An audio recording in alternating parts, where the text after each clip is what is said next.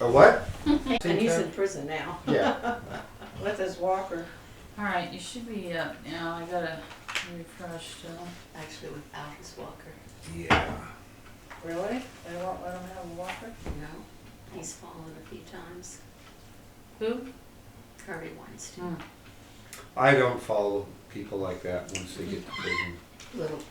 Once they get what? On my phone. Once they're in prison. Oh. Yeah. Because that's where he is. And that's where he deserves to be. I don't Exactly. feel sorry for him. No. No. So, what day is today? Monday. Monday. Is there a song about Monday? Monday. Now, who sang it? The mamas and the Oh, very papas. good. You should know this trivia over here. I did She's well. from Well, our we're generation. the same generation, so. You're going to destroy my floor. That Yeah. I We're have on a that thing. floor. I have a, The paper I have a cuts you're thing for the creating. spot. Yeah, I can tell. Yeah, I can tell. I'm trying to own it. Mhm. This See what I put little up with? square footage here Throwing notebooks at my floor, and singing out of thermoses. tune. It's Monday, which means it's time for the Toltec discussions with Golden Eagle. That would be me.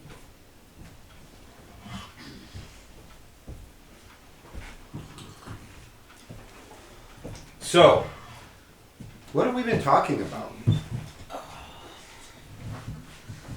Illusion. See, I know the answer. I'm waiting to see if any of Perspective. you remember from a week ago what the answer. Perspective. Perspective. That's the P word. I heard it. Ding. I only Perspective. get one ding. Yeah. Because it was only 1 week ago. And it was probably in the announcement, wasn't it? And it was in the announcement I sent out today. And what do you think of the altar? Do you have a different Oh, it's a different beautiful. perspective? To me, it reminds me of those chess pieces that are at different tiers. Oh yeah. That's called three-dimensional chess in the Star Trek universe. Yes. Vulcans tend to be very good at it, but then again, they've never played me. Maybe you're part Vulcan. Maybe that's No. all the problem. No. You don't get it. This is actually a good segue into what we're talking about tonight. The Vulcans were pure logic. They were pure, as you're looking at it, left-hand pillar. Pure right-hand descending pillar. They cut themselves off deliberately from the rest of the tree. Once every 7 years, they go mate on the middle tree. They go into a, the males go into heat once every 7 years. And then they go and they fight, sometimes to the death, over who gets which female. And then they get it out of their system. And then they're good, pure logic for 7 more years. So no, they've cut themselves off from the rest of the tree. And that's why in the Star Trek universe, the Vulcans are never the great ones. Because they never pay attention to their intuition. They never pay attention to their emotions. They go to great lengths to deny their emotions and suppress them. How does that help you in chess?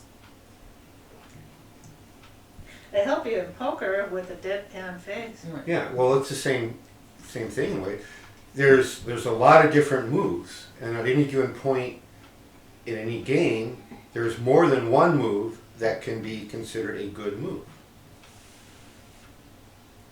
Look at all the like she said, the non-verbal cues in poker. There's non-verbal cues in chess, especially if you play someone more than once. Right? So if you're turning off 2/3 of your sensory inputs out of the perceived misperception that that's somehow superior, then you've just handicapped yourself. You've got one hand and half a foot tied behind your back when you're trying to go to battle. That wouldn't be good at all. No, so Toltecs, we don't do that. We go to battle with everything. Kind of like my Celtic ancestors. Not only did we go to battle with everything, we went to battle with everything showing. Yep. Totally exposed. And that frightened the enemy too. Especially when those tiny little wimpy Roman soldiers were getting their butts kicked by these 6 foot tall Celtic warrior chicks. That are naked and painted. Naked and painted and tattooed, and they're beaten up on the, and it's like, yeah. You bring it, you bring everything. You need a perspective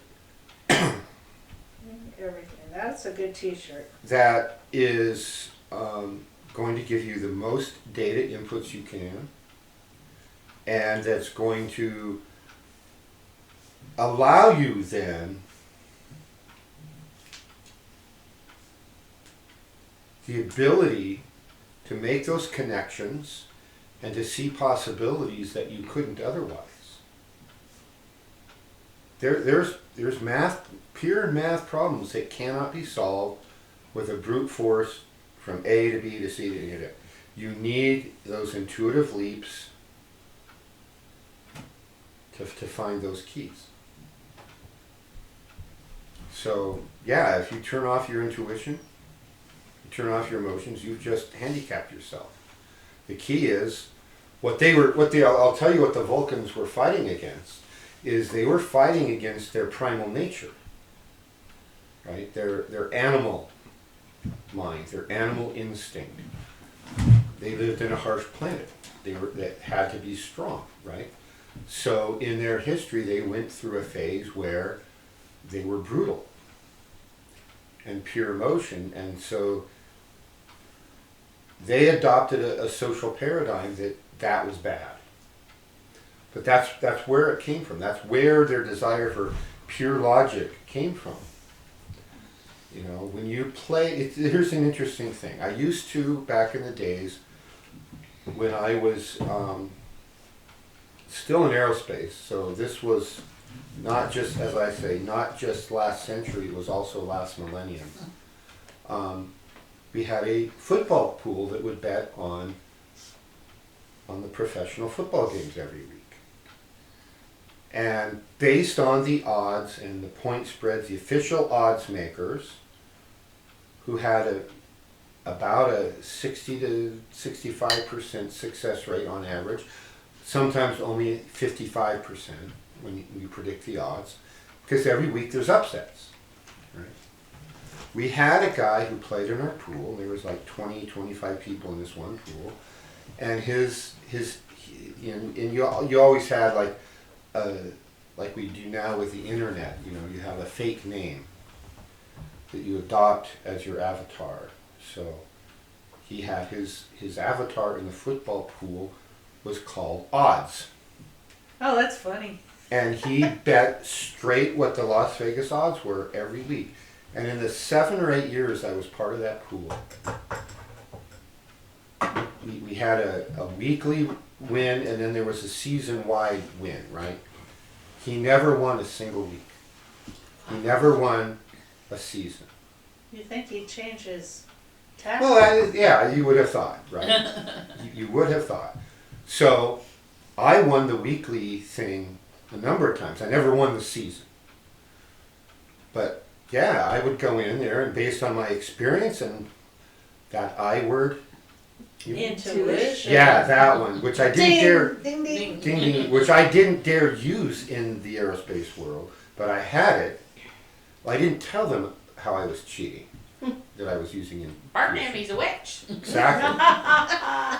But I remember that, you know, the first year I played the pool, it was only like the second or third week of the season, and I don't know, there's 32, there weren't that many, there was like 15 games or 14 games in the season, and all the games were mostly played on Sundays back then. They hadn't started their Thursday games and Saturday games at all, football all week long. And then there was the Monday night game. And so you would bet just up or down, win or lose on the Sunday games, and then you would, on the Monday game, you bet, but you could bet just up or down on the game, but you also had through the nuance of quarter by quarter, who would be ahead Yeah. each quarter, and then who would win the game. Mm-hmm. And you would get extra points if you correctly predicted that they were going to go to overtime. So it was only like my third week, maybe fourth, in the first year I played this pool where I got every game correct. And they're probably going, Yeah. And then got to Monday night and I had every quarter correct. And so I won the week. some of those pools, you get some decent money. And yeah, I don't remember how much. It was just for fun, right? And so we'd usually get together at a pizza parlor or a burger joint Yeah. and watch the Monday night game. And I show up the Monday night after I'm like the new kid on the block, right? And so I come in and I walk in and everybody sees me and groans. I'm like, I do. And then I heard that I had won every game on Saturday, and it was pretty much going to be a blowout on Monday night. So I picked the team most likely to win by blowout for to win every quarter, which they did. And so nobody else even came close. So they were all mad. And I'm like, hey, odds, WTF, what are you doing that kind of garbage for? Because every week there's going to be upsets. So it's you kind of have to be in the flow to pick those. So the perspective, back to perspectives, is the higher your perspective, the more data you can get, and you get something three-dimensional as opposed to looking at a flat map, right? So maybe at some point we'll look at the altar and we can adjust this one so they can see that. Oh, okay. I don't think it shows that one right now. Maybe just the top of it, but We see the pyramid, but we don't realize It'd that be it's cool to have one right over. yeah. So, but that would give you the wrong perspective. Then it would look like a two-dimensional flat map again. Exactly. But it's, So in the military, from time immemorial, there's an adage that if you want to win the battle, you control the high ground. Right? It's harder to fight going uphill than it is going downhill. Gravity, physics. When you're up higher, you can see further.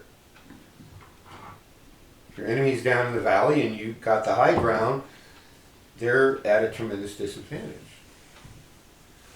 So the perspective of the high ground in the Toltec work, what are we talking about?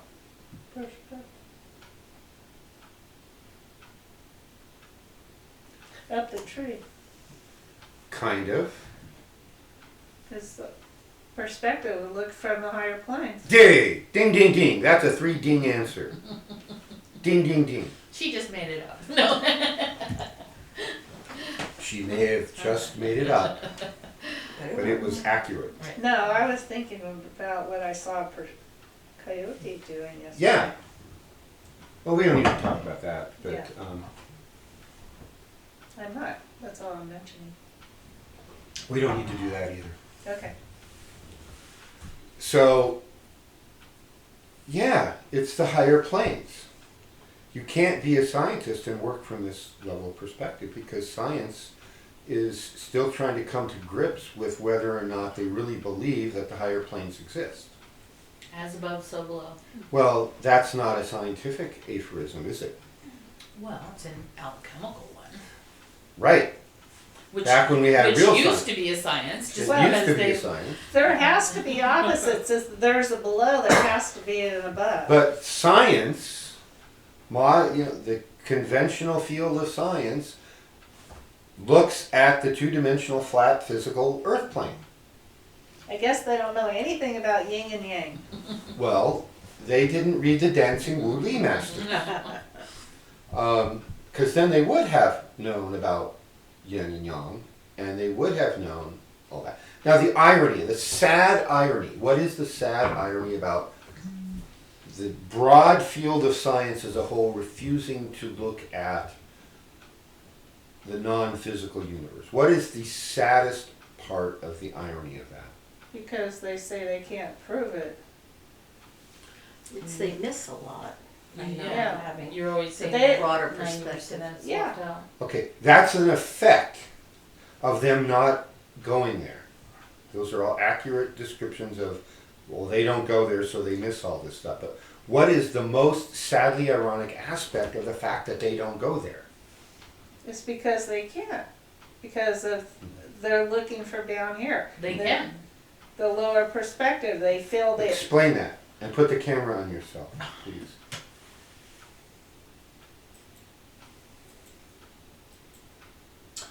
I said they can't, or they can, or is that, all right, so we're talking about science and what scientists do, and that they have the instruments that they need to be able to at least prove to themselves that something exists, but they choose not to go there. Right. That's close enough. That's a one ding version of the answer. What I'm looking for is the sad irony of the fact that science as a whole still doesn't go there, except the nutty fringe oddballs like me out on the fringes, right? The sad irony is that modern physics theory predicts the higher planes. Mm. We have the mathematical equations for the higher planes that are an outfall of the general theory of relativity. So, who wrote the general theory of relativity? Einstein? Ding! Albert Einstein created the general theory of relativity as a follow-on to what? Oh, you'll get 5 dings if you get this one right. Repeat it. Okay, he wrote the general theory of relativity, but to put that in perspective, I'm going to back up. What was his general theory of relativity a follow-on to? gravity.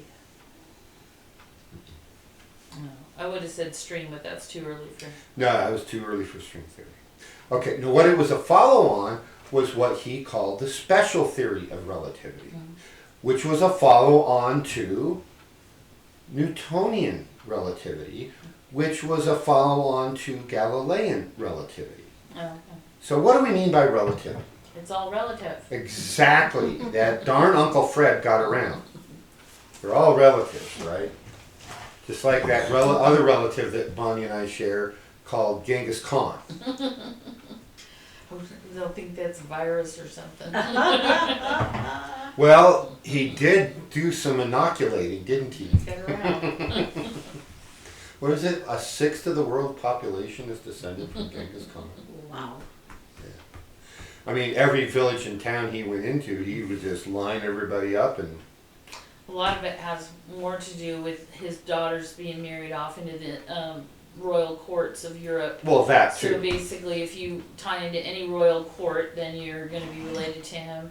Yeah. And that most people didn't survive the plagues and all that unless they were in some sort of... Yeah. So, Galileo, who was initiated what we call the classical period of physics, right?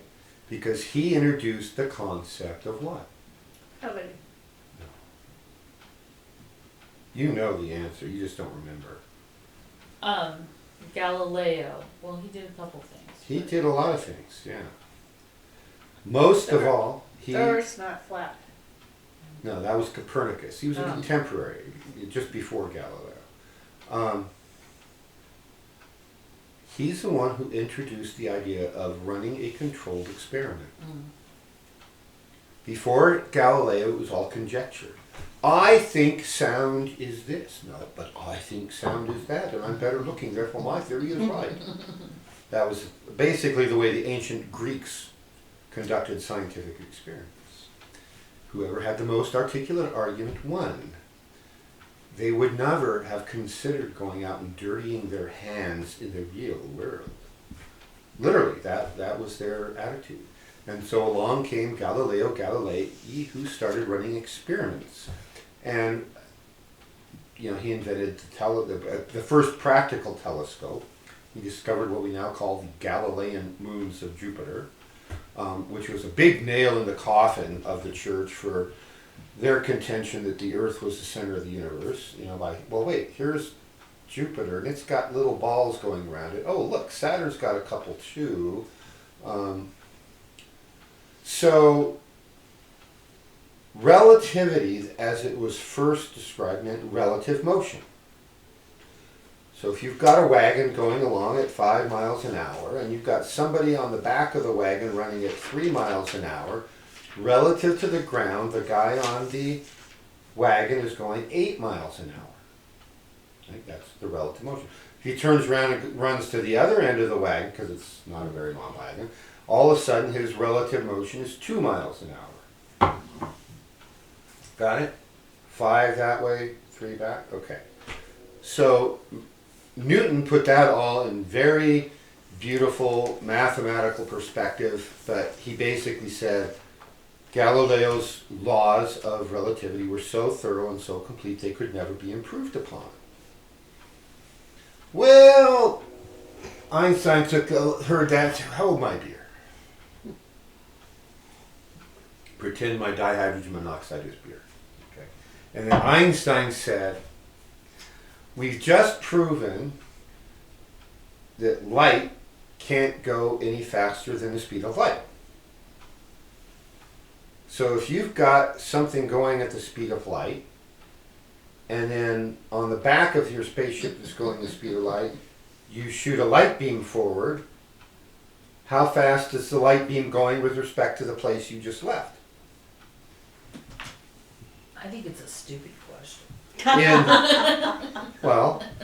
In Galilean relativity, which was Newtonian relativity, the light beam would have been going twice the speed of light, which we've already proven is impossible. Light can only go the speed of light.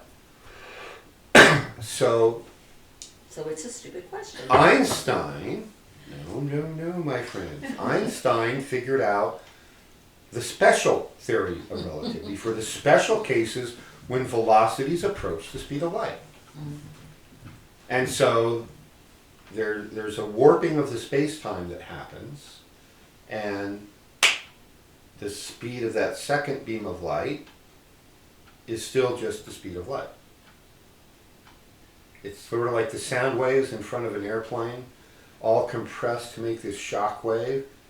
And so if you're going exactly the speed of sound, you and all your shock waves are going the same speed. Well, if you're a spaceship going at the speed of light and you're shooting light ahead of you, you and all your light beams are still all going at the speed of light. It's the same principle. Can't go any faster than it can go. And so Einstein's next little blurb of work was to produce the general theory of relativity, which took the special theory of relativity from one dimension, a straight line, into 3 dimensions. And this was a more accurate description of how gravity works, is part of it. The warping of space-time around large masses, bending of light beams using planets as lenses, all of which has been experimentally proven and documented. So the relativity is important. That perspective is very important. So from the higher plane, so anyway, the general relativity, part of that, the math equations of what happens to space-time, this is the mathematical theory that that documents the fact that we can have something called black holes and white holes and wormholes. If you want to read about this, I've got some books in here. You might need a year or two of reading on just math to be able to understand them. I don't even totally understand them, but conceptually I got it, right? So general relativity says the higher planes exist. Physics tends to call them additional dimensions. So we have a one-dimensional world, a two-dimensional, three-dimensional, 4, 5, and n out you can have. Right now, the general consensus seems to be that n is 19. That we have 19 dimensions. Question here first. Are you saying if we change our perspective that we go into a different relativity equation, basically? Yes. Or change the whole mathematics? Well, the math is always going to be the math. The math is there, whether we understand it or not. But when we are changing our point of view to a higher plane, yeah, we've just done a Fourier transform Yeah. with our consciousness. So we've just did what all these inventors, Say is impossible. Right. yeah, and also the theory of relativity. Well, the Yeah. theory of relativity, general relativity, we need to be more specific here, that defines these. Yeah, there's equations for this other what they call either another dimension or parallel universe, and we just call the higher planes. So we could stay on, if we want to be like a scientist and stay on this plane and don't try to prove anything up here, or we could start looking up here and just change our perspective. Right. See, that's actually an argument I used to have with colleagues, because there's the whole modern physics revolution came about when we started finding problems that the classical physics, the so-called Newtonian physics, couldn't answer. They had to do with the very large and the very small. So light bending around planets and galaxies, why is the orbit of Mercury not following its classical prediction? Well, it's too close to the sun, and the mass of the sun is warping the quality of the space. And the very small. So they had a problem that they used to call the ultraviolet catastrophe, because classical theory predicted at certain wavelengths we should see an infinite amount of ultraviolet radiation in the universe, and instead it fell to zero. So there's a pretty big theoretical difference between infinity and zero. Okay? So that was a problem. It was a catastrophe, because if classical theory was wrong, it would be a catastrophe for physics. But you have to remember, the universe is the universe. It knew what it was doing the whole time. We just couldn't figure it out. Right. Okay, so there were these problems that led to the development of quantum mechanics and relativity and a host of related sub-things, like an accurate knowledge of the structure of atoms, or a more accurate knowledge. Mm-hmm. The next level of understanding came later. So right now what we're having is classical theory using modern physics of one plane can't explain certain things. But if you go include influences from other planes, it makes perfect sense. And that's where they're having their 21st century equivalent of that early 20th century problem they call the ultraviolet catastrophe. Right? Now it's the parallel universe catastrophe, if you want to call it that. So they've chosen not to go there. They've drawn that, they've given themselves a glass ceiling that they're not going past.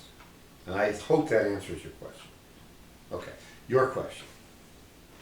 I'm not sure if I'm just gonna make confusion out of this, but you were mentioning the different dimensions up to 19. Yes. And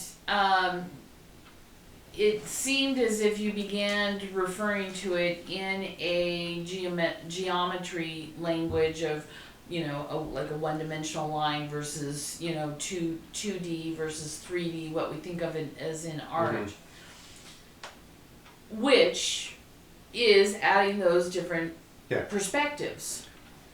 Would you say that in physics, when you keep going up, that we're still building off of those? Yes. And the reason that I ask this is when, in an esoteric spiritual sense, when we talk about the fifth dimension, we're at a certain level we leave that and we're talking about different things. They may be relative, but they're not necessarily. It's in several of the books that I've read, it makes it really clear that after like the third dimension, we're no longer talking about a 3D model of something in a geometry type of sense. The problem you're describing is well known and well discussed in math and physics, which is, what does it mean, right? And so we do the analogy of a two-dimensional being who thinks that the flat plane of this table is the whole universe and can't comprehend the chess move where you pick up the piece and just put it suddenly disappears here and appears over there. Right? They can't comprehend that because it only sees 2 dimensions. It doesn't see the 3 dimensions. We think we don't see 4 dimensions, but in fact we do because the time dimension has been hijacked. Time is actually another spatial dimension. And that's a long conversation we don't need to go into. But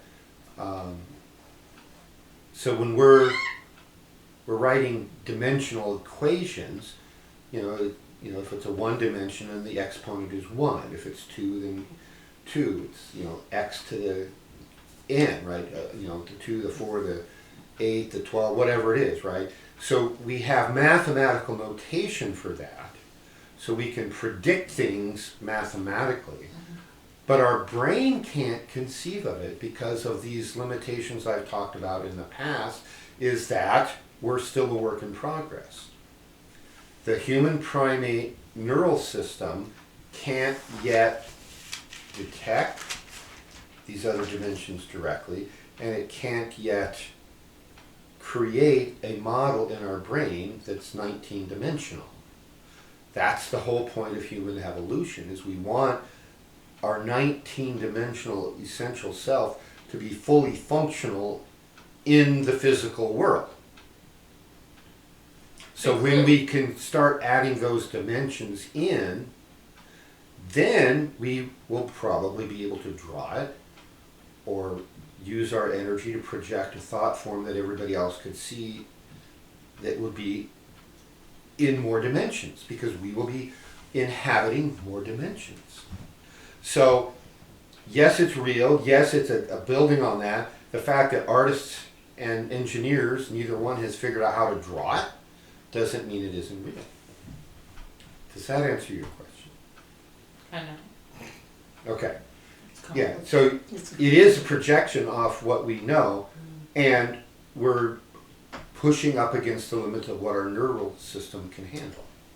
That's So, okay, just because of where you went with it, I have another question. Clearly, there's those who can see and visualize and grasp these things, and those who just can't go there. Now, is the glass ceiling that you're talking about with human evolution something on a broader scale where no, we're just not there yet, where we can comprehend the things that you're talking about, this 19-dimensional thing? Or is there actually a variance in the current human population of those who physically have the apparatus versus those who might just spiritually have the apparatus in whatever they're working in to be able to work at that higher level? Yes. Okay. So the answer is, I didn't cover up the bird. I'll have to He's do piping that. in Well, on that. let me finish answering your question. Okay. So it's like height, right? It's a bell curve. Right. Some people are more able to naturally view or interact with the higher dimensions, the higher planes. Some are less so. So there is a natural variance, pretty much bell curve like. Okay. You could have a lot of natural ability, but if you fall prey to an organized religion that says, that's of the devil, and you turn it off, then you won't be doing it. And you could be at the tail end of the bell curve, have minimal natural ability, but work your tail off and all of a sudden you're doing it, right? So it's, what is your natural ability and what is your level of effort? How much attention are you putting into the process of developing yourself? So like, everybody always thought I was going to be a basketball player because I was tall. I ended up 6'3", which would be a short basketball player, right? As things go. And you didn't get there until you were in like college, right? After college, I was still growing through college. I was about 6'2" my senior year of college, and then a year later I was 6'3", and I leveled off. So you would think that a good basketball player, better, 6'6", 6'7", up to 7 foot if they're a center. Guys like Doc J was 6'7", and Will Chamberlain was 7'1", Bill Russell was 7 foot even, and so forth, right? And then there's some squirrely little pipsqueak named Steph Curry, who plays for the Golden State Warriors in San Francisco, who's about 5'9". And I can't remember how many times he's won the NFL MVP, most valuable player for the whole league for the whole year, and how many times he's won the MVP in the NBA Finals. It's like 2 or 3 of each. Yeah, he's a midget in basketball. And he's a freaking midget. And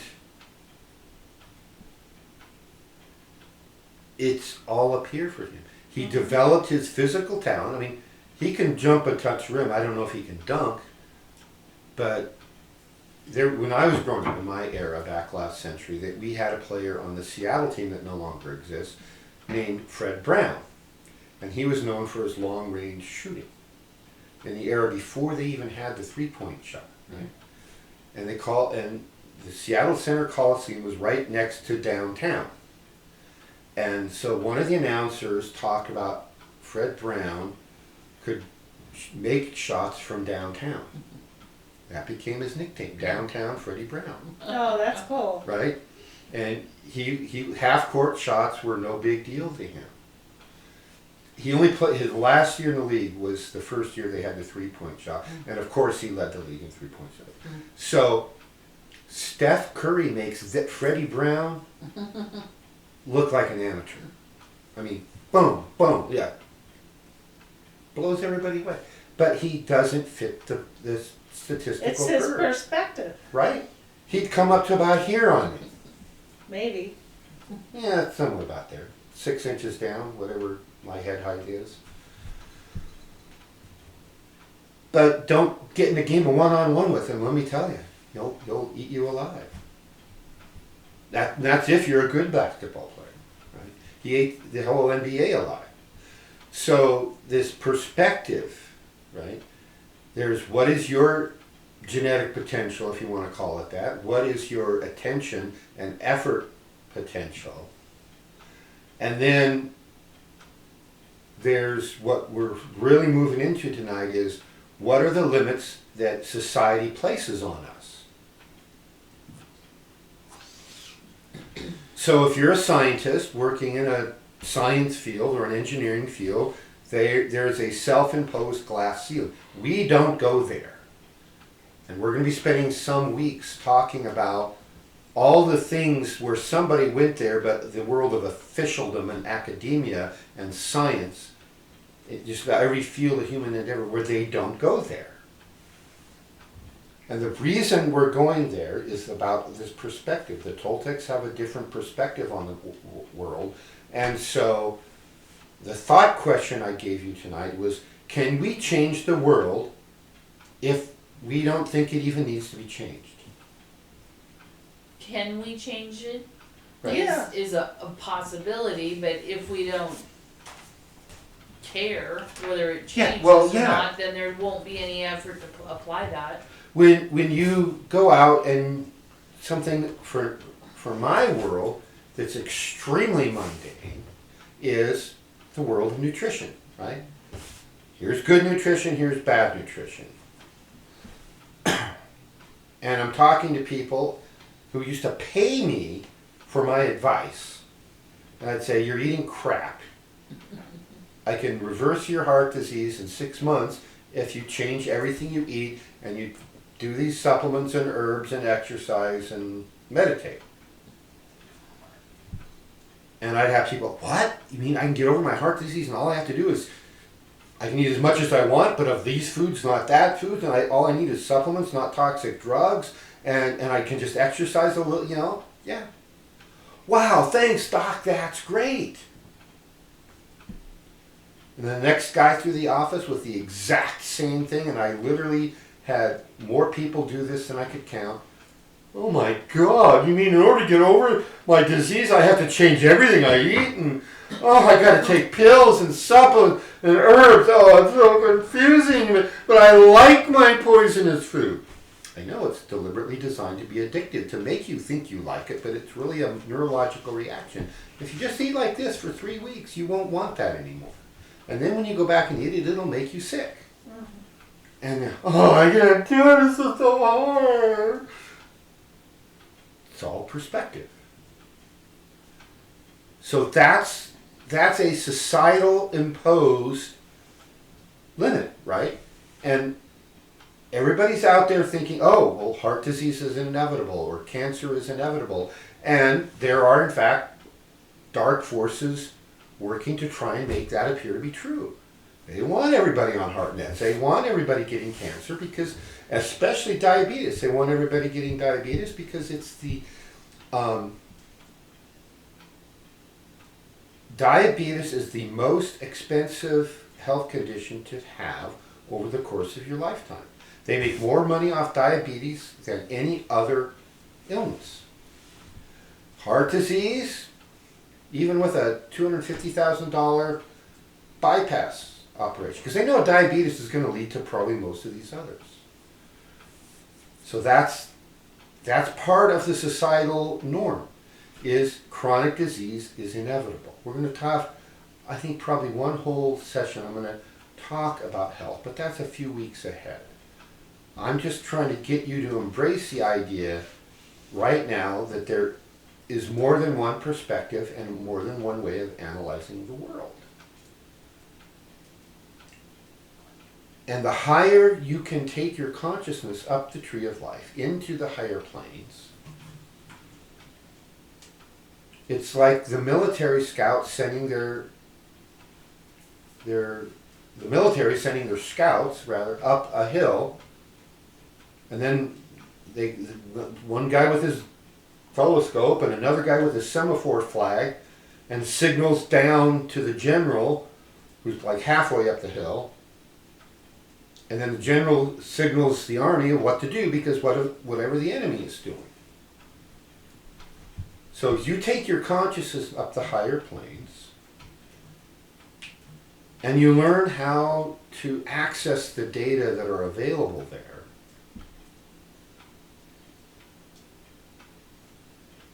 No one can lie to you. The cures for illness are there. Non-toxic energy methods are there. What do you want? Pick a problem you want to fix and go look. It's right there. Pull it through.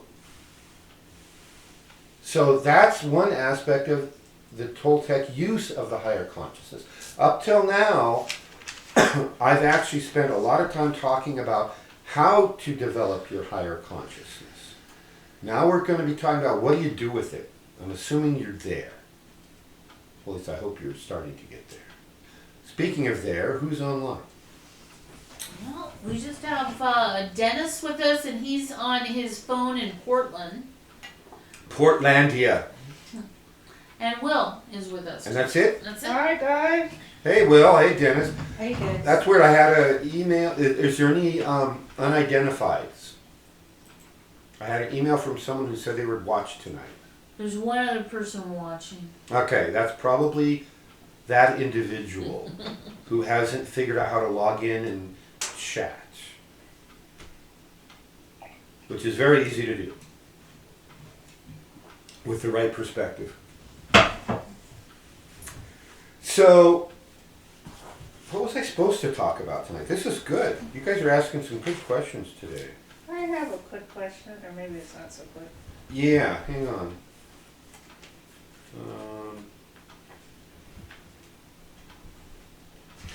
Oh yeah. I'll have to go talk about that. What is your question? Well, your example that you gave of the wagon with the two people, Yeah. can you take that, for example, up to the higher plane and with intention and using ABD techniques and Toltec techniques to, with attention and attention, and be able to access the 19th dimension more easily? The more you work on the higher planes, the easier it is to get to the higher planes. And part of it is your abilities and your training, and part of it is your need. What do you need to go up there for? So I've been higher than the books tell you is possible when I've had a need to do so.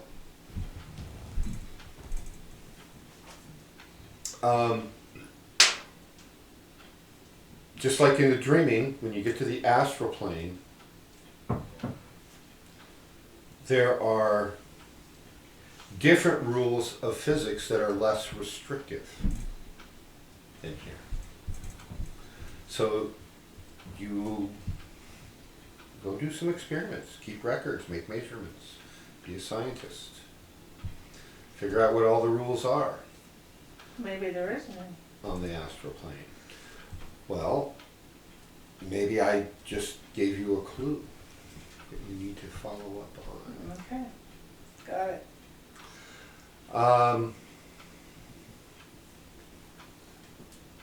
Has everyone heard the story of the elephant? In the room? That's, The 5 men and the elephant? yeah, well, however many it is. The blind man and the elephant, to be more specific. Oh, that one, yeah. Yeah. So these blind men are going to go investigate an elephant, and one goes and ends up feeling the leg. And his conclusion is that an elephant is like the trunk of a tree. Feels just like a tree. Okay. Another one goes and feels the side and concludes the elephant is like a building because it's a big flattish kind of wall. Another one finds the tail. Oh, it's like a piece of rope. Another one finds the trunk and it's winding and touching. And, oh, it's like a snake. And another one the tusk, and another one the ear. They each have a different model of the elephant, none of which is complete because none of them are seeing the whole thing. Mhm. But if the blind men all get together and compare, well, where exactly did you go and what did you touch and what did you feel, and then if they go back a second time and they keep records, they'll put together a complete and accurate three-dimensional picture of what the elephant is. Right? So you need the perspective. So from a lot of things like our investigations of the higher planes, especially if you're a scientist, you're like the blind man who goes and touches one part and gets scared and runs away and doesn't tell anybody that he even went over and touched. That's the response of most scientists, for whatever reason. I don't know, maybe they just don't believe Einstein's equations, I don't know. But there is that great rift that's only a couple thousand years old between science and religion, that they each claim that they're mutually incompatible with the other. And again, a few scientists on the fringe are trying to bridge the gap, and a few religionists are trying to bridge the gap and come to some understanding, but there's only one design of the universe. Right? The universe is the universe. And what we have is the field of spirituality, very broad field of spirituality and religions, trying their best to investigate the nature of the universe and the nature of humanity in it. And on the other hand, we have the world of science trying to investigate the nature of the universe and the nature of humans in it. They both claim to be doing the same exact thing. And they fight constantly.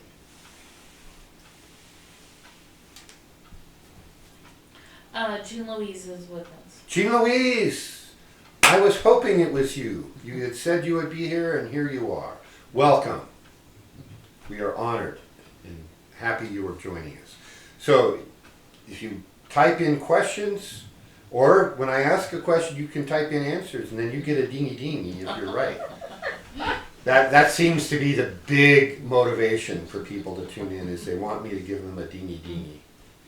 You know, and picture my little invisible bell, you know, and I pull the little chain and the thing goes ding, ding. We're gonna have to get you Oh, no. a little No, ding. no, no. I'd love a dingy bell.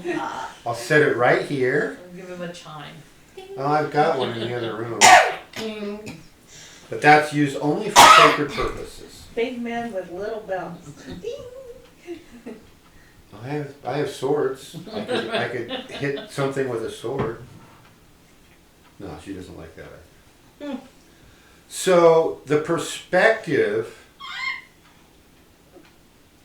of humanity. This ties in with the paradigm concept you've heard me talk about. And if anybody doesn't quite understand the paradigm concept, I refer you to Thomas Kuhn's very excellent work on the subject called The Structure of Scientific Revolutions. How do you spell his last name? Kuhn, K-U-H-N. Thomas Kuhn. Structures of the universe, you said? Structure of Scientific Revolutions. So the paradigm is just this concept that we accept something as a valid model, and then we never question it again. Like the coronavirus. Like what? The coronavirus. Coronavirus. Oh, the coronavirus. That would be a good one. The coronavirus is... There's two things you need to know about the coronavirus. Well, the first two things. First thing is, the coronavirus has been around forever. It's a very benign, mild, cold-like or flu-like virus. So nowhere near as virulent as the flu. Right? And it's been that way for years until they just modified it in the lab. And there's no real evidence, because I don't believe any of the data coming out of China. You know, the Chinese government says it's benign, hardly anybody's been hurt, and everybody else is saying, oh, no, we're getting these underground reports that hundreds of thousands are sick and, 10,000 die. Or that order of magnitude. I don't even think there's been that many, has there? I don't know. I don't think we can trust any of the data. Right. But the thing is, let's look at that. How many people on an average year in the U.S. die from the flu? A lot. Pick a number. 10,000? 20? 40? Yeah, it's getting close to between 50 and 100,000 deaths per year in the U.S. But We've had, you know how many we've had from the coronavirus? This new fancy strain. All of Italy now shut down because it's a pandemic, right? 80 in the U.S. 80. Maybe because it's... And during that same time, we've probably had 5,000 die of the flu. But the flu's not a pandemic, but the coronavirus is. Everybody kind of goes, the flu. Yeah, people die of the flu. Especially the old. Do they really die of the flu, or do they die of flu-related symptoms, most of which are easily preventable? Probably, yeah. I mean, that's the case for most deaths, right? If you haven't lived to the point of completing your true will, then any death is premature, right? So, what do people die of when they get the flu? They die from dehydration. They die from a lack of electrolytes. Pneumonia. They die from a secondary infection in the lungs, which is not the flu. It's usually a bacterial infection, which they got in the hospital, right? And those kinds of things. So, when your lungs fill up with fluid and you can't exchange oxygen into your blood, you die. That's whether you drown in your own fluids or you drown in the ocean, it's the same cause, right? So the flu actually could be accurately described as a pandemic, but they've been failing for decades to try and get people to take the flu shot because it's been proven for decades that the flu shot is woefully inadequate. It doesn't protect. People who get the flu shot are many times more likely to get the flu than those who don't. Well, they give you the flu when they give you the flu shot. Exactly. So if you want to read all the fallacies about the modern vaccination process, read my book, Heal Your Life, Heal the World, Chapter 7. That's the expose. A lot of the other, even the very valid, highly valuable workers trying to, what do you call the workers who are out on a cause? Oh, advocates? Yeah, like that, who are out. I'm in touch with and correspond regularly with many of the ones who are dealing with vaccinations. And a lot of them get caught up, especially the doctors who've seen the light, in the statistics on this disease and this illness and this vaccination. And my approach was to take one step back, a little different perspective, and look at the big picture. So you're at a higher I perception. tried to, yeah. Looking Hold- down at it instead of looking through it. Holism. I'm looking at it in a much more holistic manner. So when you look at the ingredients, I start with ingredients. And every ingredient in every vaccine is toxic. And it's being injected at a level higher than the toxic limit if you were going to be exposed in the workplace. Every vaccine violates safety standards by definition. And there's a whole host of similar things. Every vaccine given before 1 year of age is guaranteed not to work because the immune organs aren't developed until after 1 year of age. So whether it's the first day you're born, the 2 month, 4 month, 6 month, 8 month checkup, whatever, the whole concept of the well baby checkups was created as a vaccine delivery system. Thousands of generations of humans have gone from birth to death and never needing a well baby checkup. You know, they live to be 100 and they don't need their well baby checkups at 2, 4, and 6 months. But that's when they decided they were going to give vaccinations. How do we get them in there? Oh, we create the propaganda that they need a well baby checkup. That's literally, you go look, that's in the literature. That's why well baby exams were implemented. And every one of those vaccines before a year of age is guaranteed not to work. It's guaranteed to have the side effect of destroying your immune system for the future. Guaranteed. By definition, you look at what is the effect of this substance from a scientific standpoint on a human body, it destroys certain organs or tissues. And that's what we're injecting into babies. So that's kind of more of my approach in Chapter 7 of Heal Your Life, Heal the World. So go read it. And then you'll know, when you get probably by halfway through that, you're going to be furious at this whole coronavirus outbreak thing. And every week I'm putting out 2 or 3 little blurbs on my websites or Facebook pages for Heal Your Life, Heal the World, trying to point out some sanity, and it's fallen on deaf ears right now, let me tell you.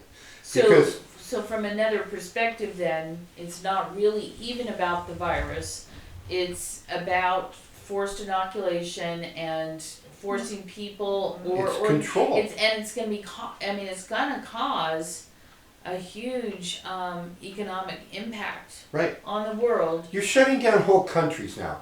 Today, they just announced today that Italy is quarantined. Nobody can go anywhere. You can't go anywhere in Italy. Everything's closed. The country is closed. And cruise ships are going to go out of business. Right. So on one hand, this is part of the illusion. You know, there's layers upon layers upon layers of the perspective subject. It's And controlled illusion. It's a control issue, right? They don't want people thinking for themselves. So look at what happened in Hong Kong. For the last 2 months, 3 months, probably closer to 6. There's been massive protests in Hong Kong about the subject of freedom and rights. And the government's been trying hard to squelch them, and to no avail. People were getting arrested, people were being martyred, and willingly doing that to try and bring attention to this and affect some change in China. Who's on the streets of Hong Kong now? Nobody. Nobody. That's why it probably happened in China. Right. This whole coronavirus thing was an attempt to invade our freedoms. And the other government said, hey, can we get some of that? So here right away, they think there's an outbreak, and they're mandating flying to people all over the world. No, we can't stop them. That would be wrong. It's all So whack now dog. we've brought them in, right, in theory. But I have a really serious scientific question about this new coronavirus test. It takes a really long time to develop those kind of tests. So it means if we just had the outbreak and now all of a sudden there's a coronavirus test available. Oh, they're rushing to have the vaccine ready this week. Right. The coronavirus test was in work at least 6 months ago. And this coronavirus vaccine probably a year ago. And it's probably what caused the spread Partly, of this hypergenetic. Right. So Right. this new coronavirus, I've seen several reports. I downloaded a copy of the paper that says it contains elements of the HIV virus. So this was clearly made in the lab. And it's still not as dangerous as the flu. It's all wag the dog. This is a total wag the dog situation, medically speaking, and they're using it to shut down protests for freedom. They're using it to shut down commerce. They're using it to control you. I've had occasionally Facebook flags one of my posts as fake news. So one of the vaccine researchers, advocates, whatever it is, that's still not the right word, posted something and I reposted it, and Facebook has the blurry picture over it. This has been proven to be false, fake news data, whatever their language is. And you have to click a special button if you want to see what it is. And what it was is vitamin C, vitamin A, vitamin D can protect you against the coronavirus. I was surprised. That was the big fake news that my site Well, that's for got. the pharmaceuticals. Right. I'm surprised how much wildfire there's been about vitamin C. In other words, and a lot of doctors speaking up and saying, this is something extra doses of vitamin C can keep under Exactly. control. I But heard you- that on the news this morning. Right. You know what? I hope you guys can hear that online. But instead of squawking, he's singing and talking. Proponents. So, my parrot, that is. So, one of the regions, I think it's the equivalent of a state in China, not a county, or maybe it's a county or something, or a city. They came out and said, our standard protocol for treating this virus is intravenous vitamin C. Publish it to the world. Yeah, and isn't that illegal now in the U.S.? Well, they're trying to make it hard. I keep getting conflicting information. If I were still in practice, I'd probably know the answer. I used to give tons of intravenous vitamin C for a variety of things, like cold and flu. People would come in at the first onset, and they still weren't following my dietary recommendations, and so they needed. So I'd give them intravenous vitamin C and throw in some B vitamins and some magnesium, selenium, and they'd be fine the next day. It's all a distraction against politics. Yeah. So this is a wag the dog incident. Was that a? Dennis says the word you're looking for is proponent, That's another word, and I'm still not sure that's the one I was looking for. and you need to take a break and put your bird to bed. Okay. Extremists, maybe. Yeah, I mean, So you guys entertain each other while while you put your bird away. I go stop the other entertainment. Yeah, you don't get to be involved, Pogo. He was on such a roll. Right. I liked it when he was talking, that was funny. Alright. There you go. Night night.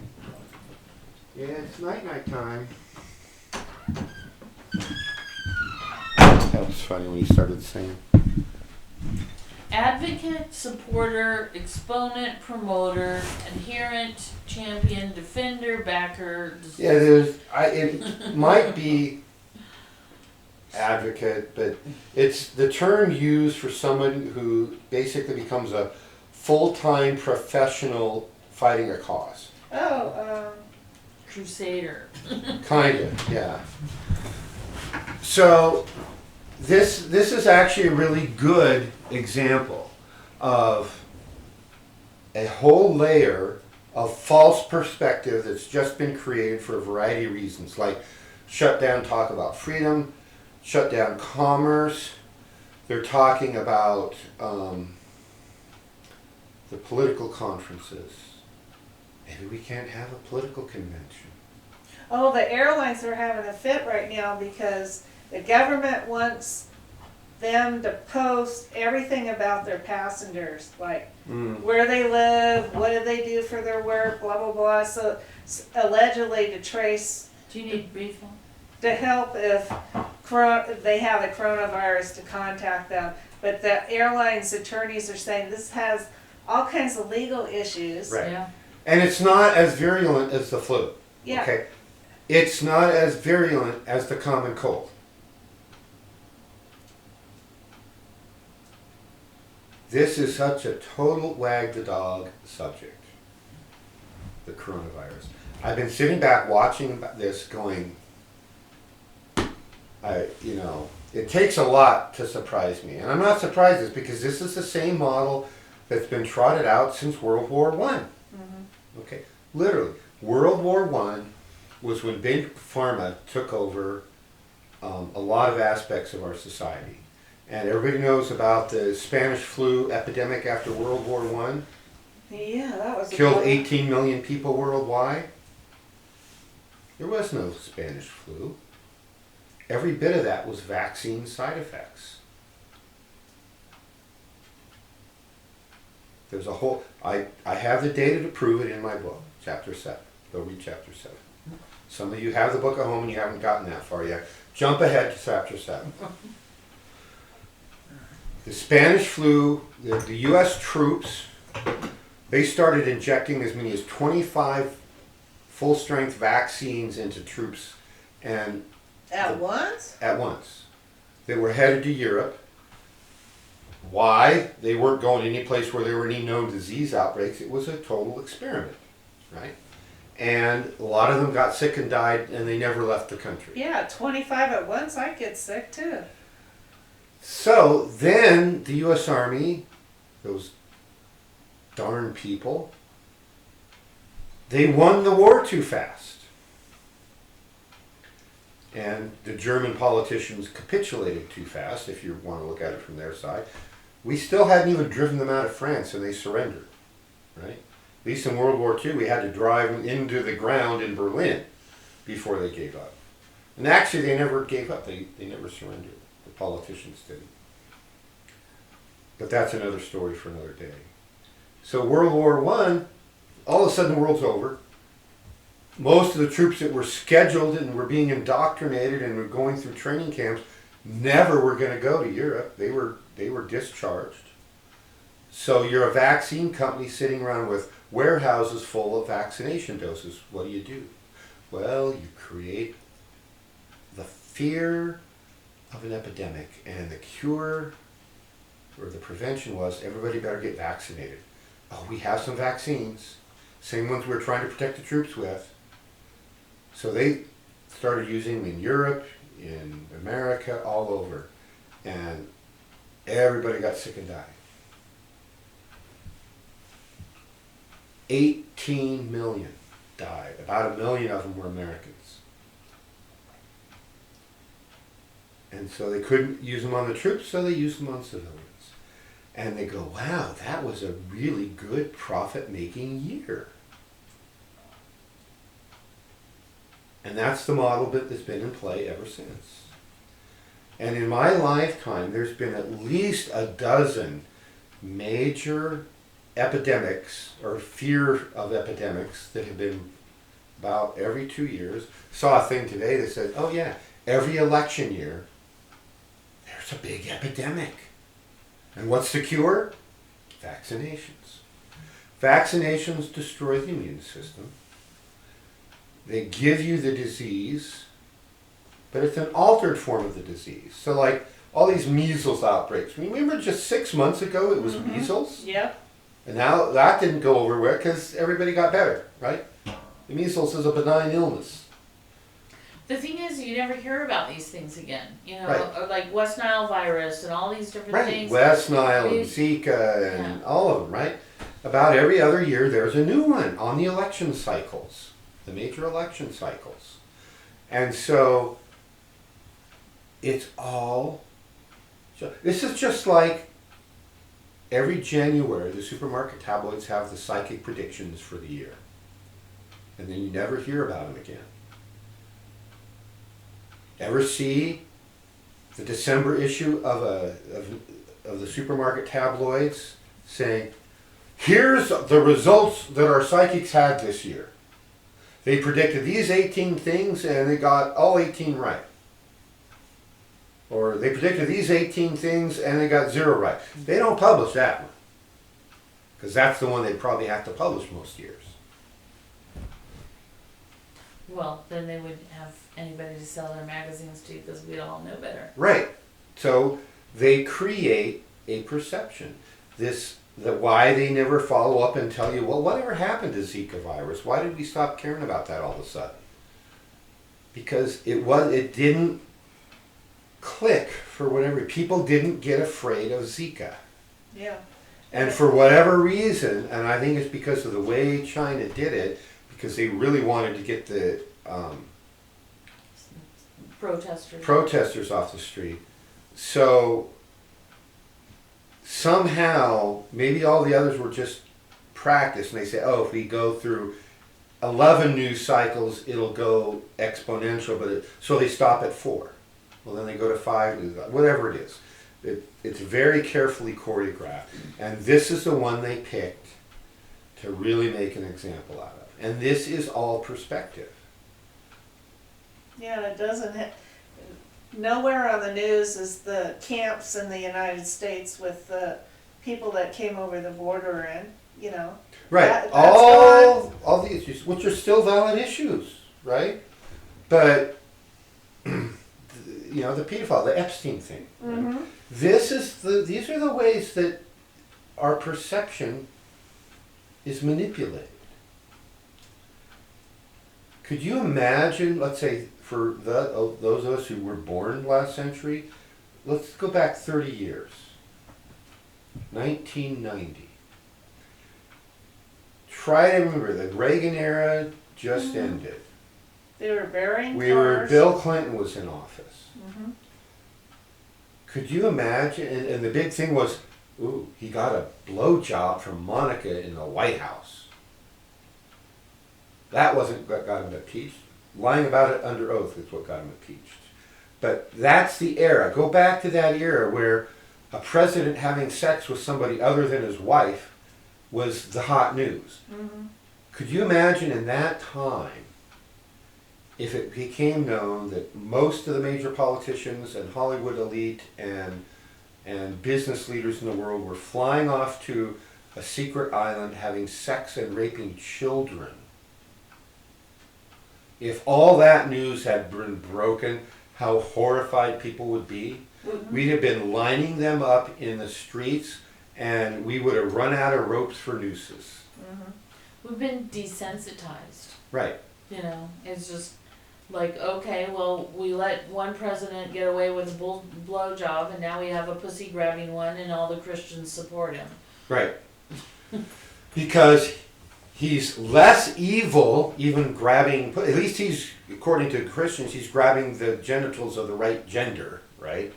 He's not a gay president, because God knows what that would do to the world.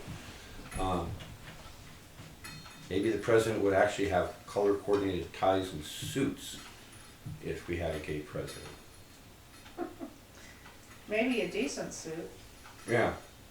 Or maybe at least a decent haircut. Yeah. I was just thinking that. And would never do an orange face. Yeah. So, but think about it. We've desensitized ourselves, and that's been very carefully choreographed. That's all. So we caught Epstein, and he was the perpetrator, and maybe he worked for Mossad for Israel. Maybe he was just doing it to get rich, whatever. He was clearly doing it for years with the full complicity of the oligarchy behind the politicians. Yeah. And you don't hear anything else about that. Who was it that Tom Brady plays for? New England, the owner. What happened to him? Yeah, I don't know. The whole Epstein thing. Here he is. They turned off the cameras and he hung himself, right? He was murdered. Mm-hmm. Right? Anybody who thinks he killed himself is an idiot. Who still probably thinks that there was only one gunman to assassinate John F. Kennedy, if they even know who John F. Kennedy was at this point. Mm-hmm. So there's a whole world of false information that needs to be broken down. And you all have to start learning how to analyze that information.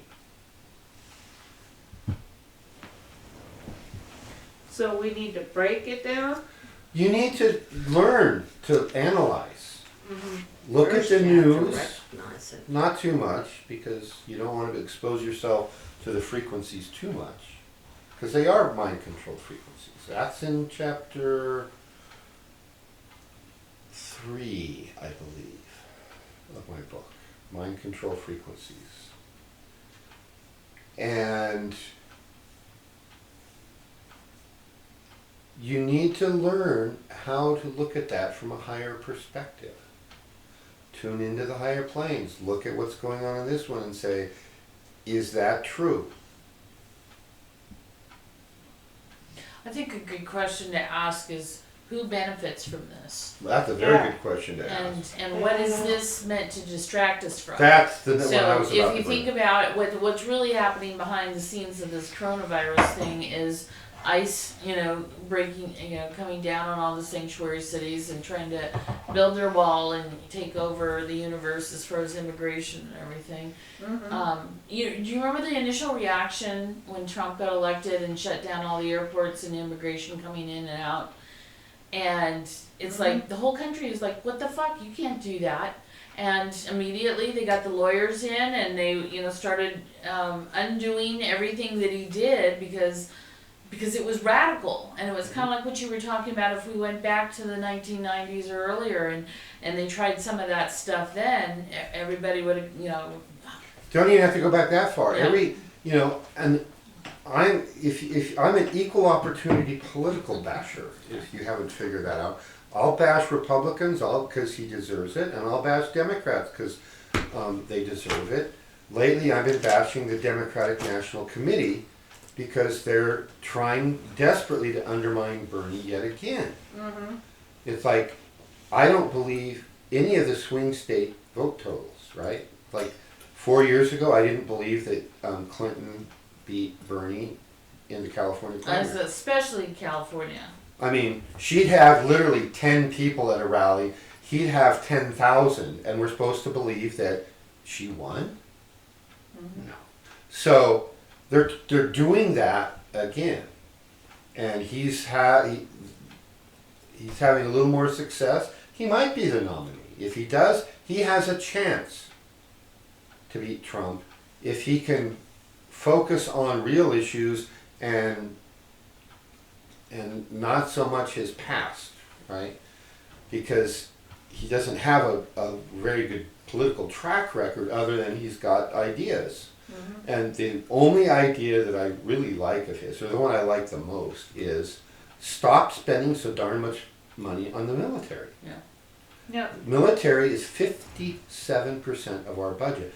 Every other modern country, it's like 20%. And they contract half of that out to independent contractors who really, I mean, that's part of the problem. They're not responsible for their budget. We all Right. know that. Right. Any government agency from the post office on up sucks because there's no motivation for those people to work. Right. They're gonna get their paycheck one way or the other. And that's a problem. So we could fund every single program Bernie has with about a 25%, has in mind, with about a 25% reduction in military, and we would not be at risk. We would not put our country at risk from foreign invasion by doing so. A 25% reduction, and we pay for all of it. Especially if we use that money to defend our country rather than invade others. Right. Exactly. We don't need to be doing it. So we could line up the military and all that, and we could go, but cut the budget. Whether you go with Bernie's plan or any other, cut the military budget. And we could have health care for all. We could have education for all. We could fix so many problems. We could all have our darn Jetsons levitating hovercraft cars. Please give him his Jetson car. Government issue. Every one of it. We could build a Jetsons car for every man, woman, child, and puppy dog in the country. I would love that. Jetsons cars for all. But I they, can see his coat. they can't. They Jetsons cars for everybody. can't drive on the land. How are they going to drive in the I air? know, that's my question. You're gonna have air control rules. Jetsons cars with full phasers. Little phasers. That's my political rallying cry. Jetsons cars for everybody. I still haven't heard Biden's. Oh, he forgot it. He is losing it so fast. I don't know if they're drugging him. A year ago, he wasn't this stupid. Yeah. I think they're drugging him, and I don't think he knows he's being drugged. Everybody says, "Oh, he's showing this sign, Alzheimer's, this." No, I think he's being drugged. Maybe there's somebody slipping him antifreeze or something. Well, he's just a distraction. Right, And he's a divide and conquer thing. right. So I don't know if they really want him to win, but they sure seem to be looking like they want him instead of Bernie. I mean, isn't this great? The party that hates old white men, and the front runners are Bernie and Biden. All right. All their diversity, all their women candidates, all their minority candidates are down the drain, right? Mm-hmm. Yeah. So the thing is, I really appreciate some of your questions tonight because they are actually on my agenda. Politics and coronavirus were on my agenda for tonight to talk about as examples of the perspective problem we have.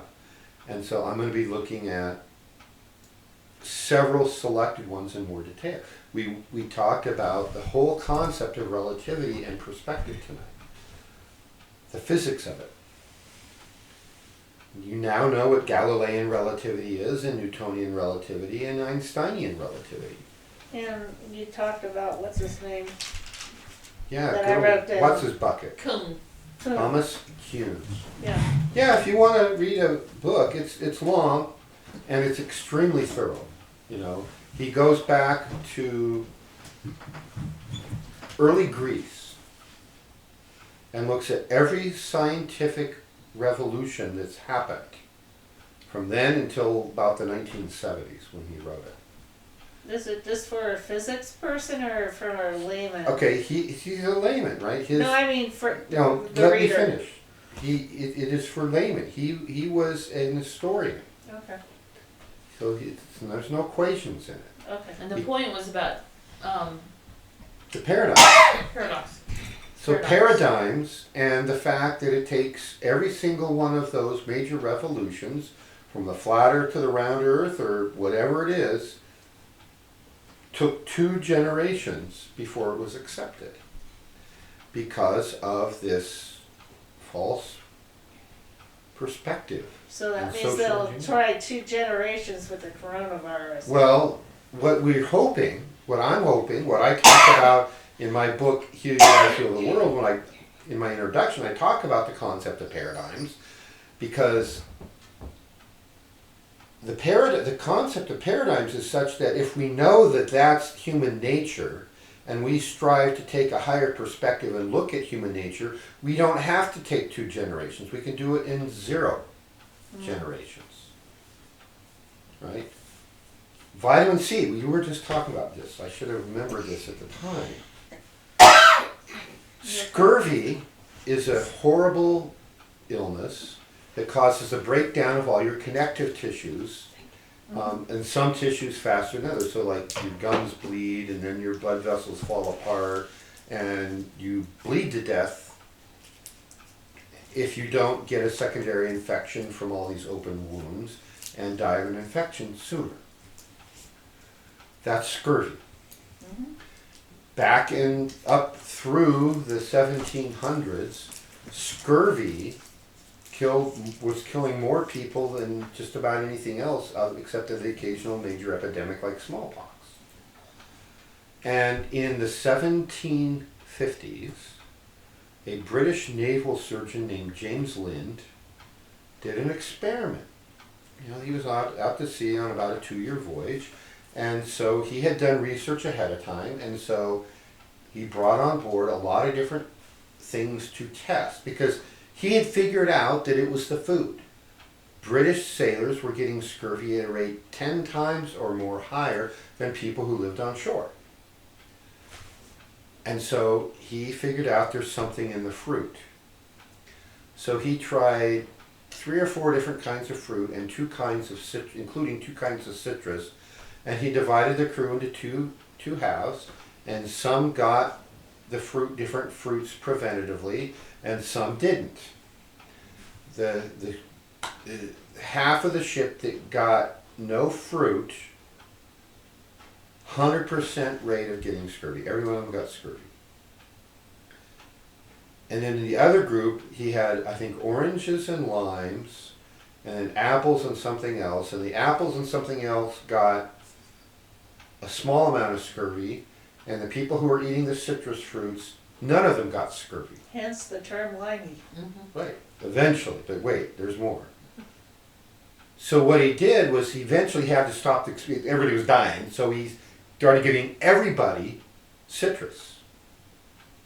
And everybody who had gotten scurvy got completely better and completely cured. Which never happened. Scurvy was a death sentence under conventional treatment of the day. 100% success rate at preventing scurvy, 100% success rate at treating scurvy. He came home in about 1754. He published his findings in the highest scientific journal of the day. The British Royal blah blah whatever it is. You would think that the very next year the Admiralty would go, oh my, we can prevent scurvy and save all these lives. Wow, give everybody limes. Let's go invade a country that grows limes and we'll get a bunch. That's what I would have done. In that era, that was acceptable. Yeah. Oh, there's people there? Oh, that's okay. Just kill them all and take all their limes. Well, they didn't know about oil yet, but they had that manifest destiny, the whole sun never sets in the British Empire, right? They had empire around the globe. And they don't have a high level of citrus in Britain. No, not naturally do they. So, that's not what happened. From 1754, it was till 1793 before the British finally adopted a policy of giving everybody limes. So 50 A little years. slow. 40 years, from the 50s to the 90s, which Wow. is the two generations, 10,000 people a year died of scurvy in the British Navy. All they could have had lives. Right.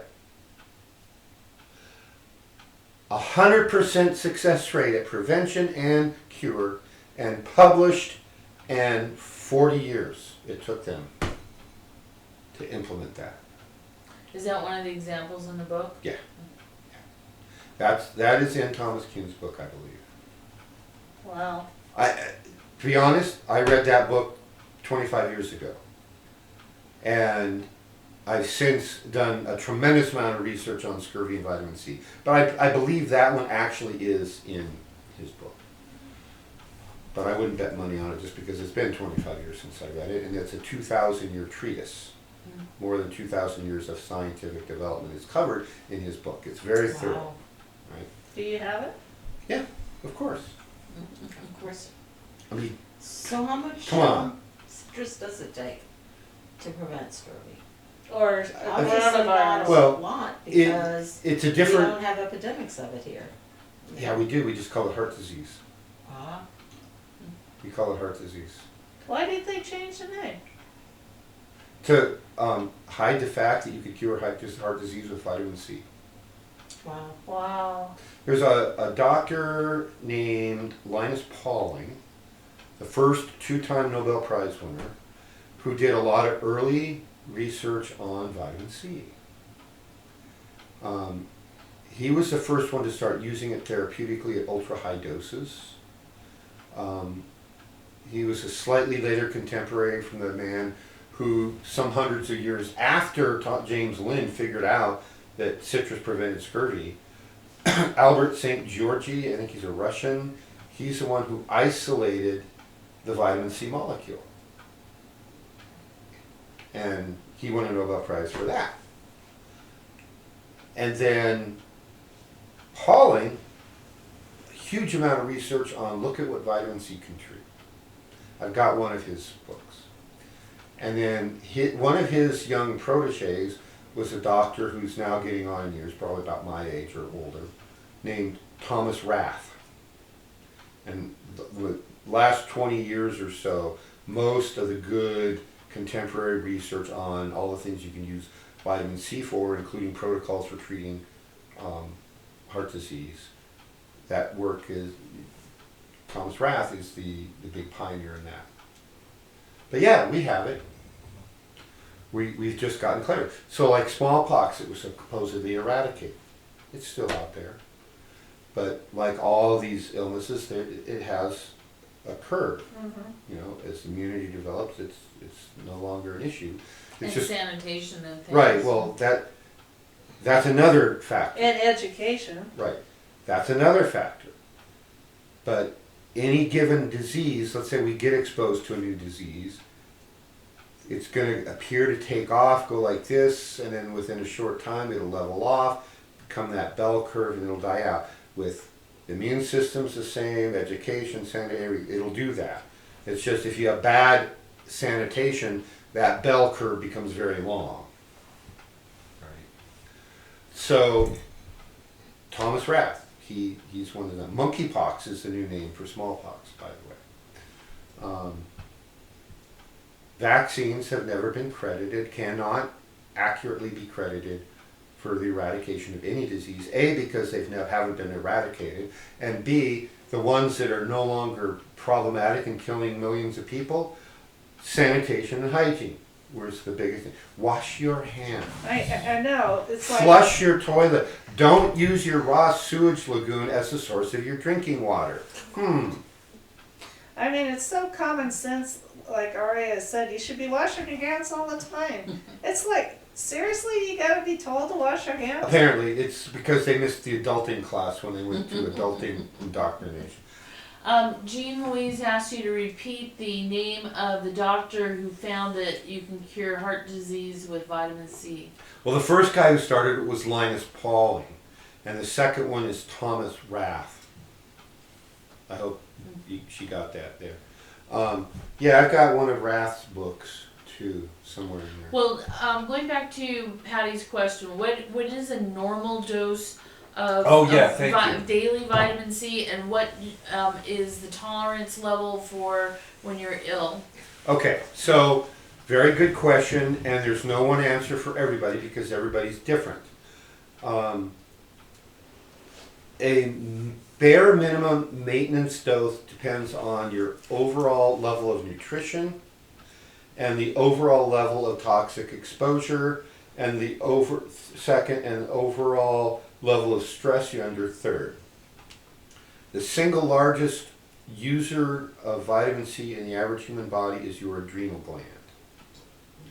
So if you're under a lot of stress, you're experiencing fight or flight, or as I called it when I was in Southern California, life in Los Angeles, which, Patricia knows that which, one. which then became what I called Los Angeles disease. Then you need a lot more just to keep your adrenal glands going. The second biggest user is the liver, because that does 75 or more % of your body's biochemistry. The liver makes things that every other organ uses. And then the third biggest user is your immune system. So on average, people need a minimum of 300 to 500 milligrams a day in this environment, just bare minimum survival. If you're under stress, increase it. If you're having immune challenges, increase it. So for me, I take about 2,000 or 3,000 milligrams a day. There is an effect if you get too much. The Yeah. very first symptom that happens when you have Diarrhea. is you get diarrhea. We call that bowel tolerance. If you're popping vitamins, and all of a sudden you've got the runs, reduce the amount you're taking. Within a day, your diarrhea goes away. So between 500 milligrams bare minimum keep alive level and your individual level for bowel tolerance, if you're up in that 1,000 to 2,000 milligrams, that's a good level for preventing most things for the average human, which of course doesn't exist. First onset, I'm pounding it. Yeah. First onset of cold and flu-like or allergy-like symptoms, I'm doing 3,000 milligrams 3 to 4 times a day. And it makes your urine very yellow. And it's usually the B vitamins that do that. Vitamin C, not so much.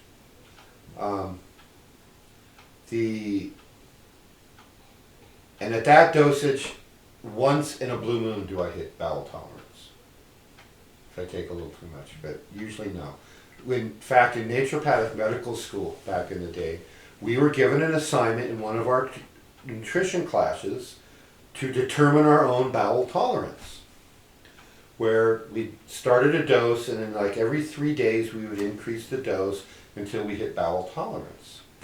Some of us never did. You know, I was getting over a stressful job and was still engaged and involved in a stressful marriage, stressful medical school, stressful part-time job, all that stuff, right? I never hit it. I was up to 15,000 milligrams a day orally. Wow. I never hit it. And it's not like it's necessarily toxic. No, You know, like no. Is there preferable forms? There's sorbic acid, citric acid, and rose hips, and things like that. Okay, the vitamin C molecule is the ascorbic acid molecule. That's the one that St. George won the Nobel Prize for determining the chemical structure. In nature, that ascorbic acid molecule is packaged with a lot of what are called bioflavonoids. Flavonoids are other plant molecules that are have their own antioxidant qualities. So there's rutin and factor J and factor K and I think 2 or 3 others that are often found surrounding the ascorbic molecule, the ascorbic acid molecule in the plants that make vitamin C. So if you eat orange, you're not just getting vitamin C, you're getting rutin and factor J and factor K and 2 or 3 others that I haven't looked up in 20 years. So I like, my preferred, when I can get it, and when I can get it on sale, I get large quantities, is it'll say vitamin C plus bioflavonoids. And so like one capsule might have 1,000 milligrams of vitamin C and 200, 300, 400 milligrams of bioflavonoids. That's the form I like. Linus Pauling did all this Nobel quality research using just pure ascorbic acid and got great results. Does it have the bioflavonoids on the front label? Well, maybe not on the advertising label on the front, but you read the ingredients. Okay. Turn the bottle around and that's what the ingredient label is for. So most of the testing that's been done says there is no difference. Now there's something called ester C where they've attached the vitamin C molecule to another amino acid supposedly to increase its absorbability. The data doesn't support that it's more absorbable. It's no better absorbed than regular plain old ascorbic acid. Now there's something you'll hear the term liposomal. Liposomal is a liposome is in our bodies, many, many molecules made by many, many cells are packaged in a very thin sphere of the same kind of liposomes that make up our cell walls. So if you have liposomes containing something and it attaches to a cell, it's instantly absorbed. So in theory, liposomal whatever is better absorbed than the whatever it is that isn't in the liposome. Except the vitamin C molecule is comparatively small and it's already water soluble and it's already well absorbed. Yeah. Liposomal for vitamin C, in my opinion, is not required. I've never seen any data that says it's better absorbed than regular old vitamin C.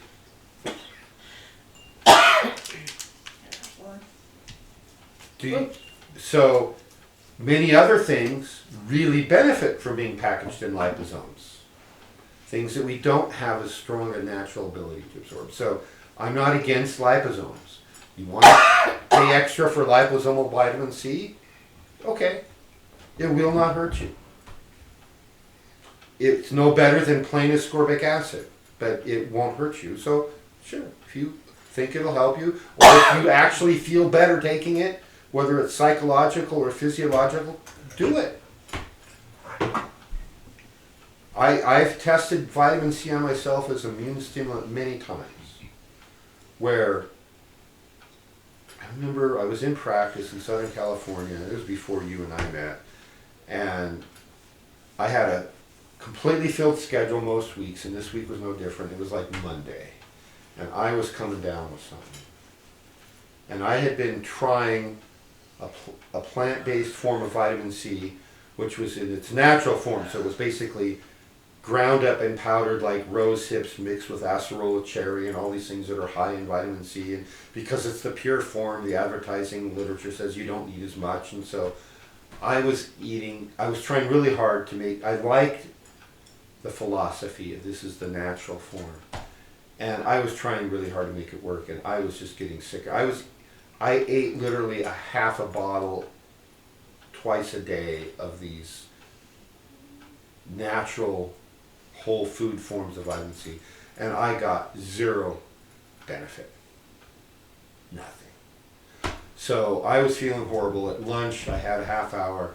I went out to a local store where I could get vitamins, because I actually didn't have any of the non-whole food forms in my office at the time. So I went out, I bought a higher end brand from a health food store that had vitamin C with bioflavonoids. I bought it, I went over to the drinking fountain in the store.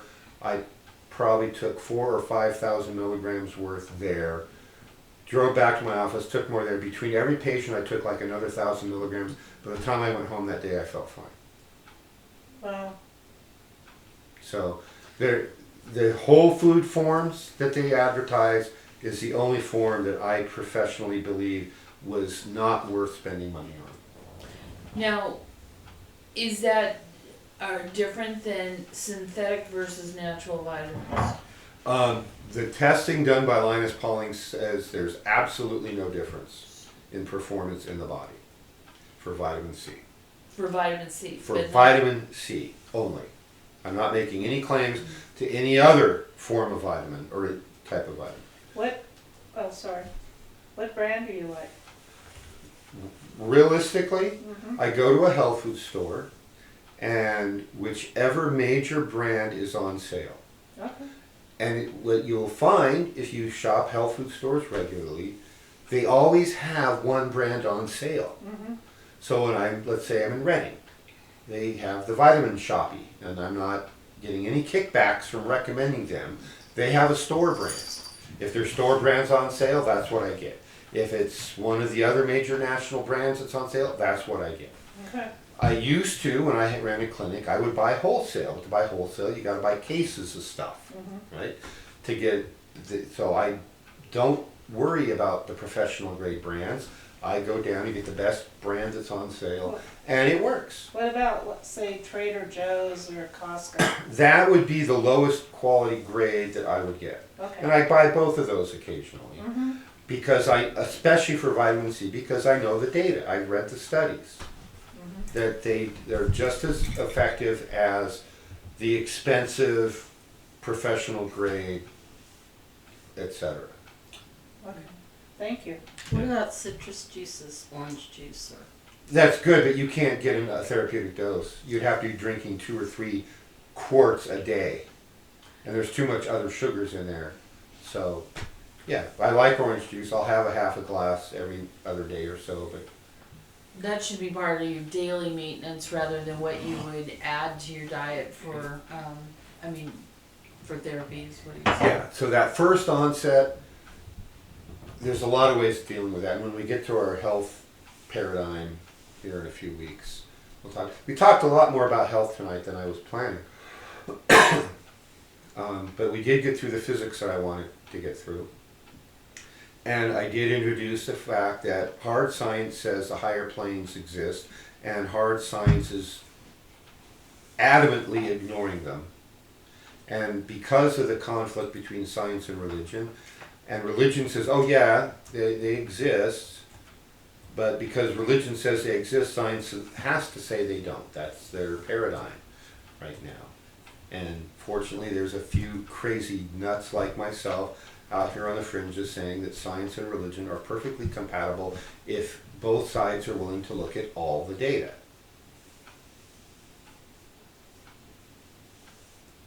Science doesn't look at higher plane data, and religion doesn't look at scientific data because it interferes with their theories that aren't based on fact. And religions have a lot of theories that aren't based on fact.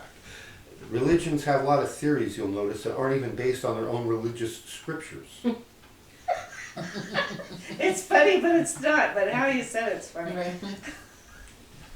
Right, so religion says we rely on what the Holy Scriptures say. Well, fill in the blank on whatever version of Holy Scriptures your religion uses. But then they do a whole host of things that aren't in the Scriptures, and there are things that in the Scriptures that they don't do, that they're supposed to. So this is an age-old argument, thousands of years old on this planet. And so they all need to just stop it.